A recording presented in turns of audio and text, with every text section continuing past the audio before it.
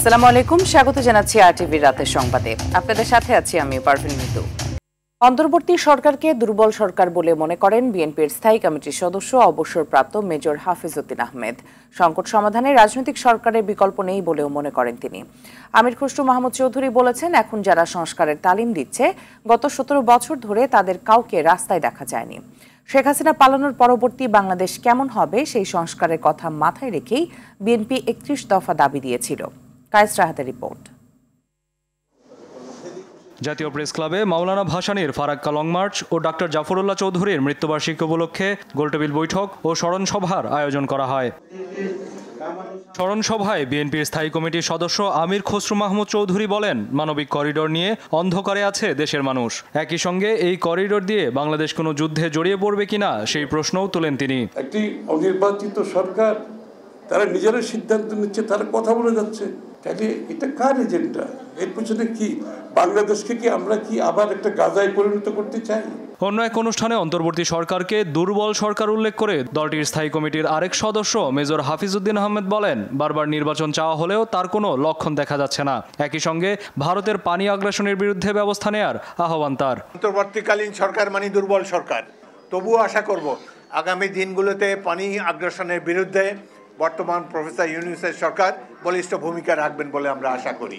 একই অনুষ্ঠানে বিএনপির সিনিয়র যুগ্ম মহাসচিব রুহুল কবির রিজভী অভিযোগ করেন, দেশের স্বার্থ বাদ দিয়ে গেল 16 বছর ভারতের প্রতিনিধি হিসেবে কাজ করেছে শেখ হাসিনা। ভারতেও সেখানকার পরিবেশবাদীরা আন্দোলন করেছে, মিছিল করেছে, তীব্র প্রতিবাদ করেছে। এমনভাবে তিনি আত্মনিবেদন করেছিলেন দিল্লির কাছে, সেই আত্মনিবেদন থেকে শেখ হাসিনা যেন ফিরে আসতে চাননি। এ সময় জাতীয় স্বার্থে বিএনপির কাজ করে যাওয়ার অঙ্গীকারও ব্যক্ত করেন তিনি। কায়েস রাহাত, আরটিভি, ঢাকা। দেড় যুগ পর কাল নিজ বাড়ি চট্টগ্রামে যাচ্ছেন অন্তর্বর্তী সরকারের প্রধান উপদেষ্টা ডক্টর মোহাম্মদ ইউনূস। দায়িত্ব নেওয়ার পর প্রথমবারের মতো এটি তার চট্টগ্রাম সফর। বুধবার চট্টগ্রাম বিশ্ববিদ্যালয়ের 5ম সমাবর্তনে প্রধান অতিথি হিসেবে যোগদান সহ বেশ কিছু কর্মসূচিতে অংশ নেবেন। পাশাপাশি তাঁর পৈতৃক বাড়ি হাটহাজারী উপজেলার শিকারপুর ইউনিয়নের বাথুয়া গ্রামও পরিদর্শন করবেন প্রধান উপদেষ্টা। এছাড়া স্থানীয় বন্দর পরিদর্শন ও বন্দরের অভ্যন্তরে এনসিটি 5 প্রাঙ্গণে একটি সভায় অংশ নেবেন ডক্টর ইউনূস। বিভিন্ন বিষয়ে ভিন্নমত থাকলেও আলোচনার মাধ্যমে অনেক বিষয়ে একমত হওয়া সম্ভব বলে মন্তব্য করেছেন ঐক্যমত্য কমিশনের সহ সভাপতি অধ্যাপক আলী রিয়াজ। আর কমিউনিস্ট পার্টির সাধারণ সম্পাদক রুহিন হোসেন প্রিন্স ঐক্যমত্যের ভিত্তিতে যতটুকু সংস্কার সম্ভব সেটুকু করেই নির্বাচনের ব্যবস্থা করার দাবি জানান। সকালে জাতীয় সংসদের এলডি হলে সিপিবির সাথে ঐক্যমত্য কমিশনের বৈঠকে সূচনা বক্তব্যে এসব কথা বলেন তারা। একটি গণতান্ত্রিক ও জবাবদিহিমূলক রাষ্ট্র কাঠামো দাঁড় করানোর জন্য সবাইকে আন্তরিকভাবে কাজ করার আহ্বানও জানান আলী রিয়াজ। ফ্যাসিবাদী শাসনকে পরাস্ত করা বিজয়ের এক ধাপ মাত্র, কিন্তু রাষ্ট্র কাঠামোকে বদলে দিয়ে নাগরিকদের অধিকার সুরক্ষা করা, সমতার বিধান নিশ্চিত করা, আইনের শাসন প্রতিষ্ঠা করা, এগুলো এক দীর্ঘমেয়াদী সংগ্রামেরই অংশ। বিভিন্ন বিষয়ে ভিন্নমত থাকলেও আমরা অনেক বিষয়ে একমত হতে পারবো এবং অগ্রসর হতে পারবো। কঠিন কাজ করতে যেয়ে অনেক সময় এমন কতকগুলো বিতর্কের সম্মুখীন হতে পারে, তার যে অন্যতম যে কাজ, যে একটা সুষ্ঠু গ্রহণযোগ্য নির্বাচন উপহার দেওয়া, সেইটাও কিন্তু সংকটে পড়তে পারে। দুর্নীতি মামলায় 3 বছরের সাজার বিরুদ্ধে হাইকোর্টে আপিল করেছেন তারেক রহমানের স্ত্রী ডাক্তার জুবাইদা রহমান। আপিলের জন্য তার 587 দিনের বিলম্ব মার্জনা করেছেন হাইকোর্ট। বিচারপতি খসরুজ্জামানের একক বেঞ্চে এই আবেদন করা হয় বলে জানান জুবাইদা রহমানের আইনজীবী ব্যারিস্টার কায়সার কামাল। এর আগে 2023 সালের আগস্টে জ্ঞাত আয়ের বহির্ভূত সম্পদ অর্জনে বিএনপির ভারপ্রাপ্ত চেয়ারম্যান তারেক রহমানের 9 বছর এবং তার স্ত্রী ডাক্তার জুবাইদা রহমানের 3 বছরের কারাদণ্ড দিয়েছিলেন আদালত। 2007 সালের 26 সেপ্টেম্বর রাজধানী কাফরুল থানায় মামলাটি করে দুদক।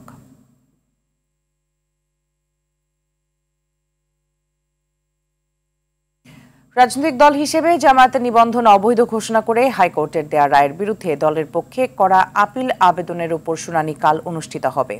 সকালে প্রধান বিচারপতি ডক্টর সৈয়দ রেফাত আহমেদের নেতৃত্বাধীন আপিল বিভাগের পূর্ণাঙ্গ ও নিয়মিত বেঞ্চে শুনানি শেষে আবারও এই দিন ধার্য করেন। আদালতে আবেদনের পক্ষে শুনানি করেন সিনিয়র আইনজীবী ব্যারিস্টার এহসান এ সিদ্দিক ও আইনজীবী মোহাম্মদ শিশির মনির।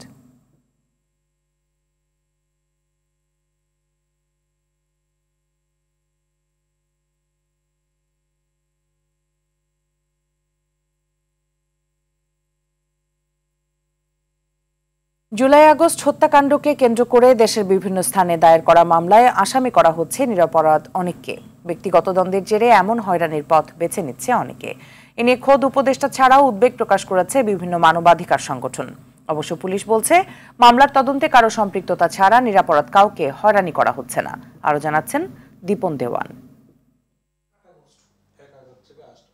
গুলশানে ব্যবসা করেন তৌহিদুল আবুল কালাম। 140 নম্বর রোডে একটি ফ্ল্যাট কেনেন প্রতিষ্ঠানের জন্য।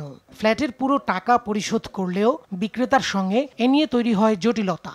জুলাই আগস্টের ঘটনায় যাত্রাবাড়ি থানায় একটি মামলায় আসামি করা হয় তাকে, অথচ সে সময় দেশেই ছিলেন না তিনি। যখন পুলিশ আমার এখানে আমাকে গ্রেপ্তার করতে আসছে, আমি তখন তাদেরকে ডকুমেন্ট দেখাইছি যে আমি তো এই দেশে ছিলাম না।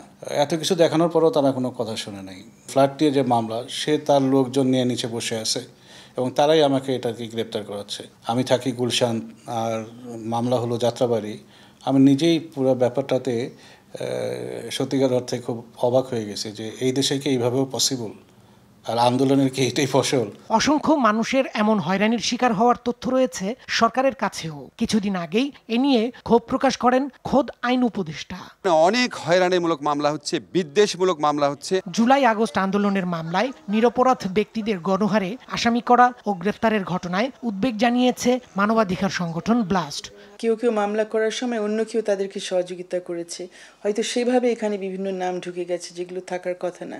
কিন্তু এই বিষয়গুলো তো এখন সামহাও সুরাহা করতে হবে। এইভাবে চললে মানে মামলার শেষ পরিণতি কি হবে বোঝা যাচ্ছে।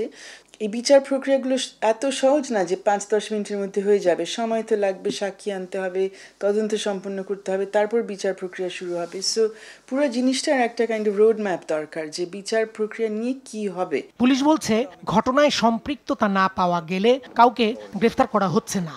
আমরা চেষ্টা করছি পর্যাপ্ত সাক্ষ্য প্রমাণ সংগ্রহ করে বিচার বিশ্লেষণ করে ঘটনাগুলোর সত্যতা যাচাই বাছাই করে বিজ্ঞ আদালতে সেই অনুযায়ী প্রতিবেদন দাখিল করা।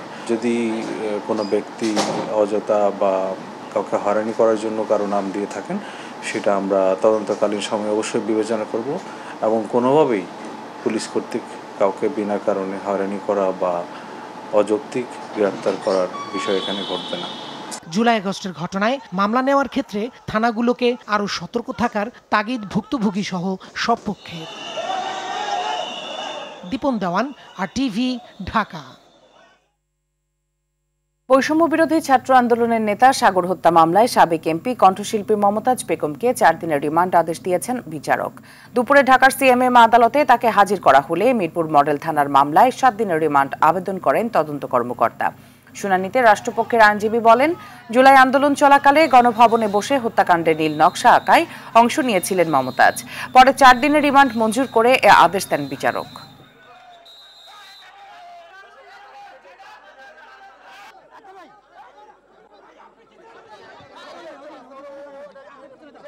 জনগণের সহযোগিতায় তাকে খুঁজে পায়, এরপর তাকে গ্রেপ্তার করে আজকে আদালতে আনে।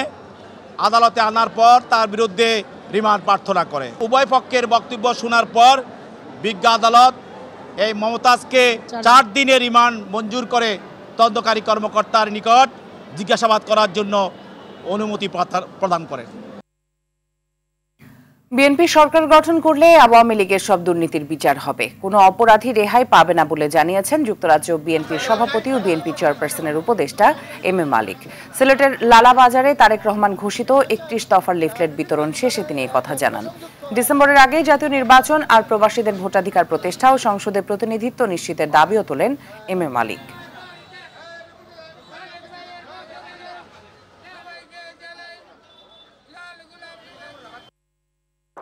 দেশকে লুট করে নিয়ে গেছে। বিএনপি পাওয়ারে আসলে বিশ্বাস করে এটা আপনার লিখে রাখেন, এদের বিচার নিশ্চিত হবে ইনশাআল্লাহ।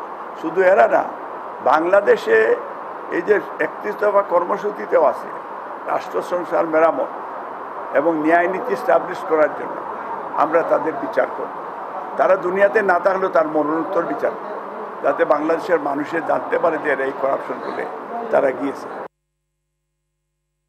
রমনা বটমূলে পয়লা বৈশাখের অনুষ্ঠানে বোমা হামলা মামলায় সাজা কমিয়ে 2 জনকে যাবজ্জীবন ও 9 জনকে 10 বছর করে কারাদণ্ড দিয়েছেন হাইকোর্ট। বাদ পড়েছেন মুফতি হান্নান সহ মারা যাওয়া 3 আসামি। এরাই অসন্তুষ্ট আসামি ও রাষ্ট্রপক্ষ। পর্যাপ্ত তথ্য প্রমাণ ছাড়াই দণ্ড কমানোর অভিযোগ করেছে আসামি পক্ষ। তবে রাষ্ট্রপক্ষ বলছে শুধু মানুষ নয়, তারা চেতনাকেও হত্যা করেছে। আরো জানাচ্ছেন জিএম মাহমুদ। 2001 সালের 14 এপ্রিল রমনা বটমূলে ছায়ানটের বর্ষবরণ অনুষ্ঠানে বোমা হামলার ঘটনা ঘটে। তাতে প্রাণ হারায় 10 জন, আহত হন অনেকে। এই ঘটনার মামলায় 2014 সালে 8 জনকে মৃত্যুদণ্ড ও 6 জনকে যাবজ্জীবন কারাদণ্ড দেন বিচারিক আদালত। রায়ের বিরুদ্ধে হাইকোর্টে আসামিদের আপিলের পর পেরিয়ে যায় 11 বছর। অবশেষে চাঞ্চল্যকর এ মামলার আপিলের রায় ঘোষণা করলেন বিচারপতি মোস্তফা জামান ইসলাম ও নাসরিন আক্তারের হাইকোর্ট বেঞ্চ। 2 জনের যাবজ্জীবন দিয়েছেন এবং বাকি 3 জন ইতিমধ্যেই 2 জন মারা গিয়েছেন। একজনের আরেকটি মামলায় ফাঁসি কার্যকর হওয়ায় 3 জন এই মামলায় নাই। বাকি 9 জন ছিল, তাদেরকে 10 বছর কারাদণ্ড দিয়েছে এবং 50,000 টাকা জরিমানা করেছে। রাষ্ট্রপক্ষ মনে করে রমনায় বর্ষবরণের অনুষ্ঠানে বোমা হামলা ছিল মুক্ত চিন্তা ও প্রগতিশীল ধারণার উপর আঘাত। এই হত্যাকাণ্ডটি এগেনস্ট হিউম্যানিটির একটি ঘটনা। এই হত্যাকাণ্ডের দৃষ্টান্তমূলক শাস্তি হওয়া প্রয়োজন। সাজা কমালেও রায়কে সঠিক মনে করছে না আসামি পক্ষ। 467 বার সময় নেওয়ার পর এই মামলার আজকে রায় ঘোষণা হয়েছে। যে 3 জন কনফেশনাল স্টেটমেন্ট দিয়েছিলেন, এই 3 জন কনফেশনাল স্টেটমেন্টে পরস্পর বিপরীতধর্মী কথা বলা সত্ত্বেও তাদেরকে 10 বছরের সশ্রম কারাদণ্ড দিয়েছেন। আমাদের আইন কানুনের সামান্য নলেজ অনুযায়ী আমরা মনে করি হাইকোর্টের এই রায়টি সঠিক হয় নাই। ঘোষিত সাজার চেয়ে বেশি সময় ধরে কারাভোগ করা আসামিদের এখন মুক্তি পেতে বাধা নেই বলেও জানান আইনজীবীরা।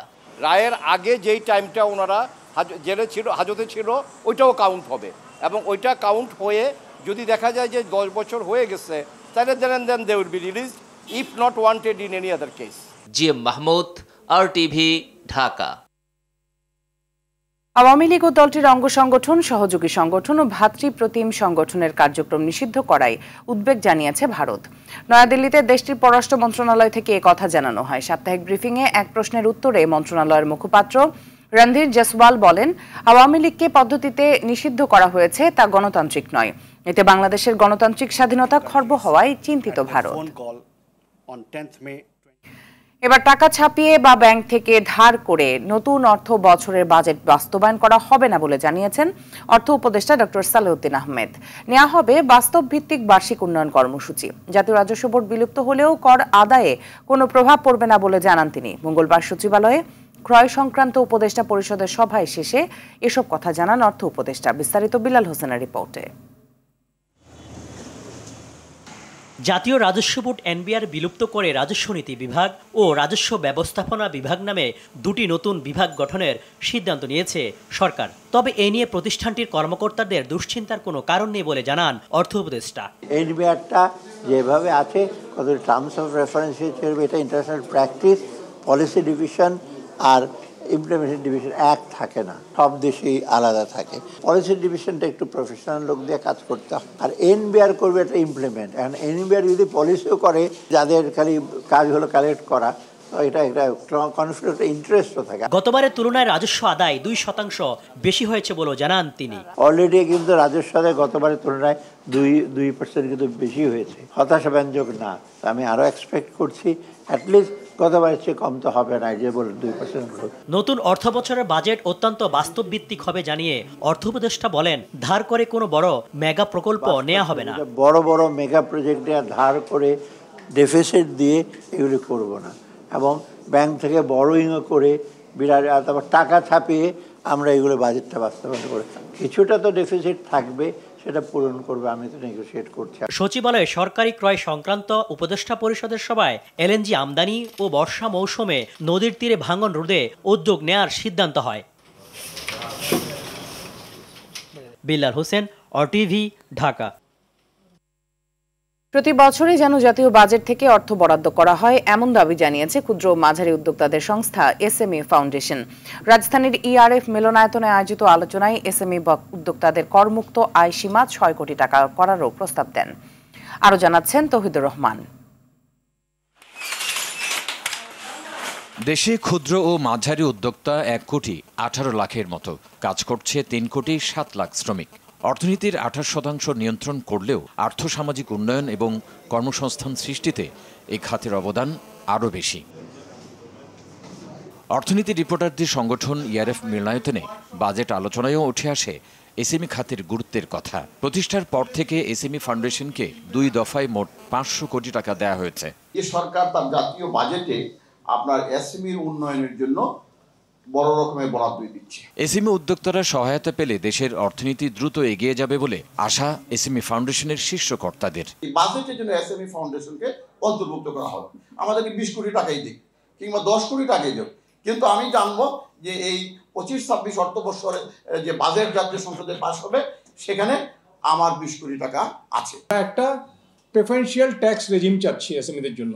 ওনাদের স্বার্থ রক্ষা হলে আমাদের কি কি সুবিধা হবে? এক হচ্ছে আমাদের এই দেশীয় শিল্পের বিকাশ হবে, এবং দেশীয় শিল্পের বিকাশ হলে এখানে অনেক বেশি কর্মসংস্থান হবে আমাদের দেশের লোকদের জন্য।